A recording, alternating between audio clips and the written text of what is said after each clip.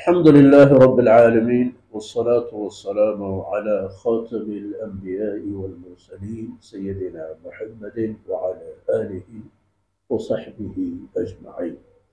أعوذ بالله من الشيطان الرجيم.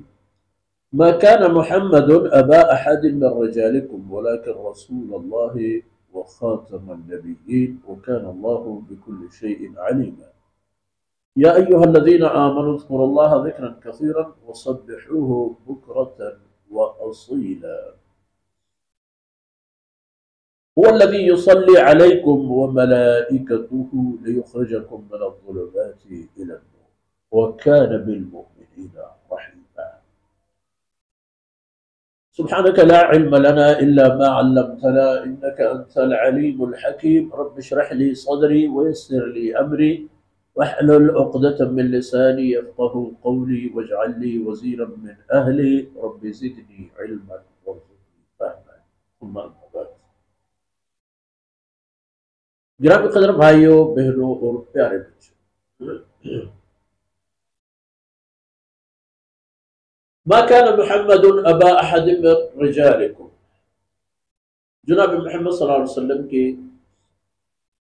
حوالے پر وہ بات تو آ گئی کہ آپ نے زید بن حارثہ کو اپنا منہ بولا بیٹا قرار دیا تھا، اور چونکہ وہ آپ صلی اللہ علیہ وسلم کے سگے اولاد نہیں تھے اور شرعی احکامات تو خون کی بنیاد پر طے ہوتے ہیں، اور یعنی نسبی جو معاملات ہیں وہ خونی رشتوں سے طے ہوتے ہیں، منہ بولی باتیں یہاں کام نہیں کریں گی۔ اور دوسری بات یہ تھی کہ آن حضرت صلی اللہ علیہ وسلم کے جتنے بھی اولاد نرینہ پیدا ہوئے، اللہ رب العزت نے اپنی حکمت اور قدرت اور مشیت کے مطابق ان کو زندگی نہیں دی، وہ دنیا سے جلدی چلے گئے۔ آپ صلی اللہ علیہ وسلم کا نسل مبارک آپ کی صاحبزادیوں سے آگے بڑھا، تو فرمایا کہ ما کان محمد ابا احد من رجالکم، تمہارے مردوں میں سے کسی کی باپ نہیں ہے محمد رسول اللہ صلی اللہ علیہ وسلم۔ ہاں، آپ کی حیثیت کیا ہے؟ ولیکن رسول اللہ وخاتم النبیین، آپ صلی اللہ علیہ وسلم اللہ کے رسول ہیں اور اللہ کے آخری رسول ہیں۔ اس لیے ایک مسلمان کو ان دونوں باتوں پر بیک وقت ایمان لانا چاہیے کہ جناب محمد رسول اللہ صلی اللہ علیہ وسلم کی رسالت پر بھی اور ختم نبوت پر بھی، یہ دونوں چیزیں مشروط ہیں، ایک دوسرے سے وابستہ ہے۔ وَكَانَ اللَّهُ بِكُلِّ شَيْءٍ عَلِيمًا، اللہ کی ذات ہر چیز سے معلوم ہے، باخبر ہے۔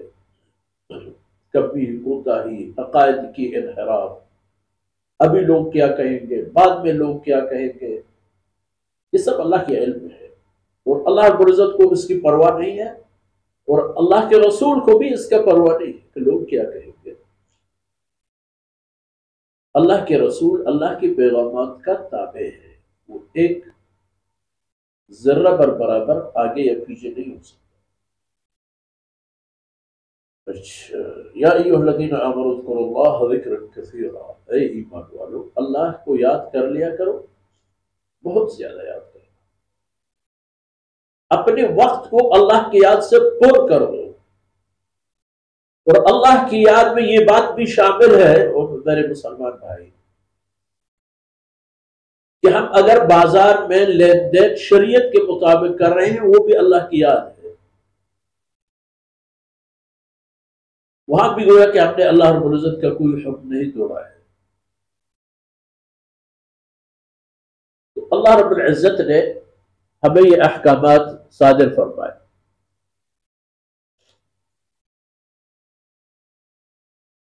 اور ذکر کے یہاں مقصد نماز بھی شامل ہے۔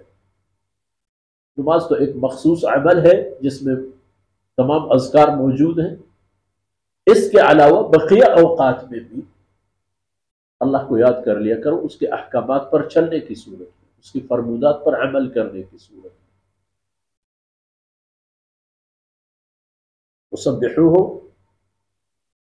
یا ایھا الذین آمنوا اذکروا اللہ ذکرا کثیرا وسبحوه بکرۃ واصیلا، اور اس کی پاکیزگی بیان کر لیا کرو صبح اور شام، یعنی پورا دن اگر دیکھا جائے آپ کی 5 وقت کی نمازیں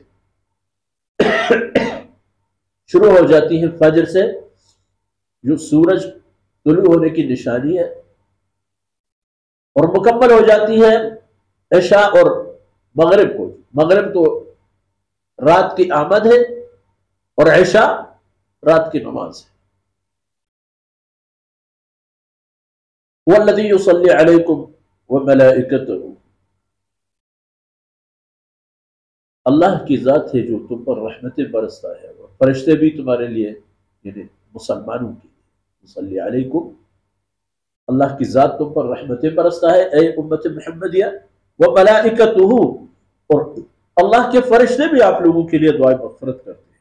کیوں؟ لیخرجکم من الظلمات الی النور، تاکہ اللہ رب العزت آپ لوگوں کو تاریکیوں سے نکال کر روشنی کی طرف لے جائے۔